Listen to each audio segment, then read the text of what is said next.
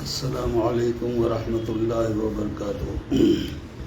عزیز سامعین، موجودہ دور میں اسلام کے بنیادی عقائد، شریعت اور تہذیب اور سلیقہ یا اخلاق سب کچھ آئندہ آنے والی نسلوں کو سکھانا اشد ضروری ہے، اور اس کے لیے ہمارے اسلامی ماحول میں ہر مسجد میں مکتب قائم اور مکاتب میں بنیادی دینی تعلیم کے ساتھ ساتھ سلیقہ، اخلاق، تہذیب، ادب وغیرہ سکھلایا جاتا ہے۔ مکتب کی تعلیم کا جہاں تک تعلق ہے، ہر مسجد میں ایک مکتب ہے اور ہر مکتب میں 2 مدرس ہیں، اور اس کے نصاب میں ایک تو الف با تا سا کی تختی ہوتی ہے، جس کو کچھ اساتذہ ابجد، حوض، حتی وغیرہ کے ذریعے بھی پڑھاتے ہیں۔ یہ تختی 3 سے 4 سال کے بچے کو سکھلائی جاتی ہے، زبانی بھی، اور تقریباً 6 مہینے میں تختی کے سارے الفاظ، حروف شناسی مکمل ہو جاتی ہے۔ اللہ کا فضل ہے کہ ہمارے انڈیا کے مسلمانوں میں یہ ایک جذبہ ہے، ماؤں میں خاص طور پر، کہ صبح سویرے اٹھتے ہی چائے ناشتے سے فارغ ہو کر فوراً اپنے بچوں کو قریب کی مسجد میں، مکتب میں بھیجا جاتا ہے، تاکہ وہ دینی تعلیم حاصل کرے اور کم سے کم قرآن سیکھنے کی طرف مائل ہو۔ 6 مہینے کی ترتیب کے بعد افضل القواعد یا احسن القواعد یا یسرن القرآن، پہلے چھوٹا پھر بڑا یا نورانی قاعدہ پڑھایا جاتا ہے۔ ہر مکتب میں تقریباً یہی نصاب ہے، جس استاذ کے اوپر اس کا دار و مدار ہے۔ اگر نورانی قاعدہ کی تعلیم لیا ہوا استاد ہے تو وہ نورانی قاعدہ پڑھائے گا، تو تجوید اور ترتیب کے ساتھ اس کو قرآن پڑھنا آسان ہو جائے گا۔ یسرن القرآن میں بھی بہت ساری سہولت ہے۔ افضل القواعد اور احسن القواعد میں بھی قرآنی ترتیب پر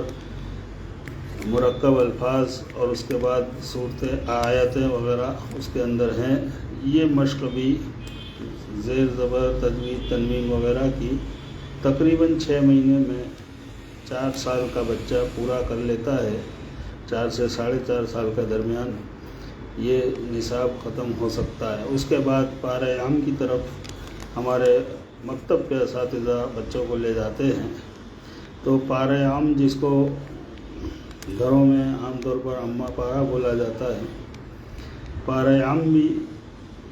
چھوٹی صورتوں سے شروع کر کے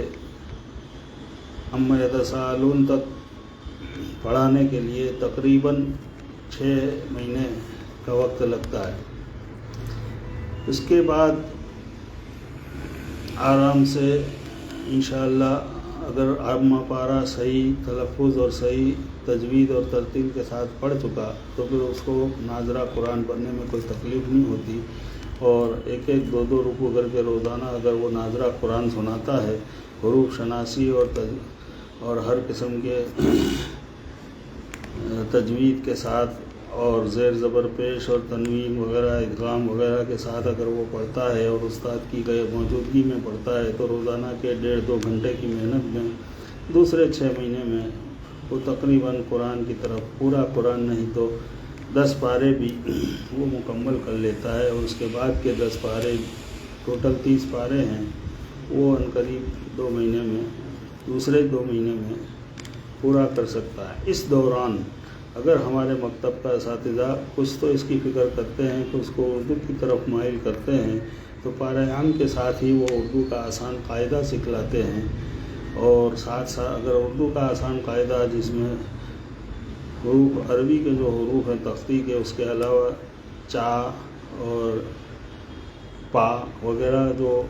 الفاظ ہیں، جو حروف ہیں، وہ اس کی شناسی ہوتی ہے۔ اس کے بعد اس میں بھی مرکب الفاظ ہیں، تو اردو کا آسان قاعدہ پڑھنے کے بعد تھوڑی دیر وہ تعلیم الاسلام کی طرف متوجہ ہوتے ہیں۔ تعلیم الاسلام میں وضو کے آداب، غسل کے آداب، فرائض وغیرہ سکھلائے جاتے ہیں، مشق بھی کرائی جاتی ہے، نماز میں سنت واجبات کی مشق کرائی جاتی ہے، روزے کی بھی سنت واجبات مشق کرائی جاتی ہے، غسل کے فرائض کی مشق کرائی جاتی ہے۔ یہ ساری باتیں ادب اور سلیقہ اور تہذیب کے اندر، پاکی ناپاکی کے مسائل بھی اس میں آتے ہیں، کپڑوں کے مسائل بھی اس میں آتے ہیں۔ اس لیے یہ ایک سلیقہ اور تہذیب کی بات مکتب ہی سے بچے سیکھنے لگتے ہیں۔ اس کے ساتھ ساتھ تعلیم الاسلام کے ساتھ ساتھ اگر بچہ صحیح اردو پڑھتا ہے تو کچھ مکاتب میں اللہ کے رسول اور خلفائے راشدین کی جو 5 کتابوں کا سیٹ ہے،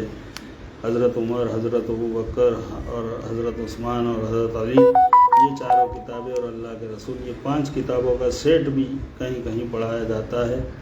اور یہ سب ختم، یہ بھی تقریباً اما پارا اور یہ اردو کی